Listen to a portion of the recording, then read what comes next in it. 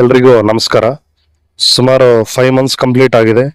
ಈ ಚಾನಲಲ್ಲಿ ಯಾವುದೇ ವಿಡಿಯೋ ಅಪ್ಲೋಡ್ ಮಾಡಿಲ್ಲ ಮತ್ತು ಯಾವುದೇ ಅಪ್ಡೇಟ್ ಕೂಡ ಕೊಟ್ಟಿಲ್ಲ.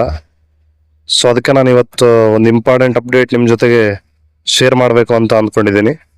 ಅದೇನೆಂದರೆ, ಇಲ್ಲಿವರೆಗೂ ಈ ಚಾನಲಲ್ಲಿ ನಾನು ಹೆಚ್ಚಾಗಿ ಫಿಲಾಸಫರ್ಸ್ ಕೊಟೇಶನ್ಸ್ ಮತ್ತು ಮೋಟಿವೇಶನಲ್ ರೀತಿಯ ವಿಡಿಯೋಸ್ನ ನಾನು ಅಪ್ಲೋಡ್ ಮಾಡಿದ್ದೀನಿ.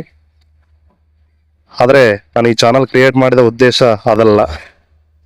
ನಮ್ಮ ಕನ್ನಡ ಭಾಷೆಯಲ್ಲಿ ತತ್ವಶಾಸ್ತ್ರದ ಬಗ್ಗೆ, ಅಂದರೆ ಅದರ ಅರ್ಥ, ವಿಕಾಸ, ಇತಿಹಾಸ, ಅದರ ಬೆಳವಣಿಗೆ ಮತ್ತು ಅದರ ಇಂಪಾರ್ಟೆನ್ಸ್, ಹೇಗೆ ಫಿಲಾಸಫಿಯ ಹುಟ್ಟು ಮಾನವನ ನಾಗರಿಕತೆಯ ಬೆಳವಣಿಗೆಗೆ ಮೂಲವಾಯಿತು, ಇದನ್ನೆಲ್ಲ ಸ್ಟೆಪ್ ಬೈ ಸ್ಟೆಪ್ ಕ್ರೋನಾಲಜಿಕಲ್ ಆರ್ಡರಲ್ಲಿ ಎಕ್ಸ್ಪ್ಲೇನ್ ಮಾಡಬೇಕು ಅನ್ನೋ ಉದ್ದೇಶದಿಂದ ಶುರು ಮಾಡಿದ್ದೆ.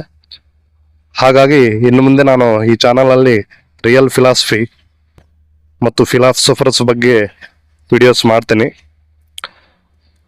ಹಾಗೆಯೇ ಈ ಚಾನಲ್ ಕ್ರಿಯೇಟ್ ಮಾಡೋದಕ್ಕೆ ಇನ್ನೊಂದು ರೀಸನ್ ಕೂಡ ಇದೆ.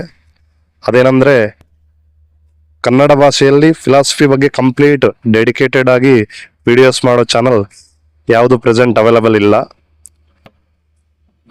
ಸೊ ನಾವು ತುಂಬ ಬೇಸಿಕ್ಕಿಂದ ಶುರು ಮಾಡೋಣ. ಫಿಲಾಸಫಿ ಅಂದರೆ ಏನು, ಅದನ್ನ ಯಾಕೆ ನಾವು ಓದಬೇಕು, ಅದರ ಬ್ರಾಂಚಸ್ ಏನೇನಿದೆ, ಅದರಲ್ಲಿ ಮಹಾನ್ ಚಿಂತಕರು ಯಾರ್ಯಾರು, ಅವರ ಪ್ರಮುಖ ವಿಚಾರಗಳೇನು, ಸೊ ಹೇಗೆ ನಮ್ಮ ಜೀವನದಲ್ಲೂ ಸಹಾಯ ಮಾಡ್ತವೆ.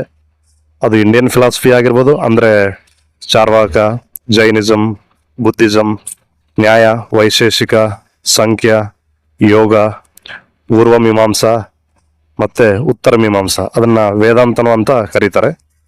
ಸೊ ಹಾಗೆಯೇ western philosophy from pre Socratic thinkers, ಅಂದರೆ ಥೇಲೀಸ್, ಎನಾಕ್ಸಿಮ್ಯಾಂಡರ್, ಎನೆಕ್ಸೆಮಿನೀಸ್, ಹೆರಕ್ಲೈಟಸ್, ಪರ್ಮೆನಿಡೀಸ್, ಹಾಗೆ ಅಣು ಸಿದ್ಧಾಂತವನ್ನು ಪ್ರತಿಪಾದಿಸಿದಂತಹ ಡೆಮೋಕ್ರಟಿಸ್.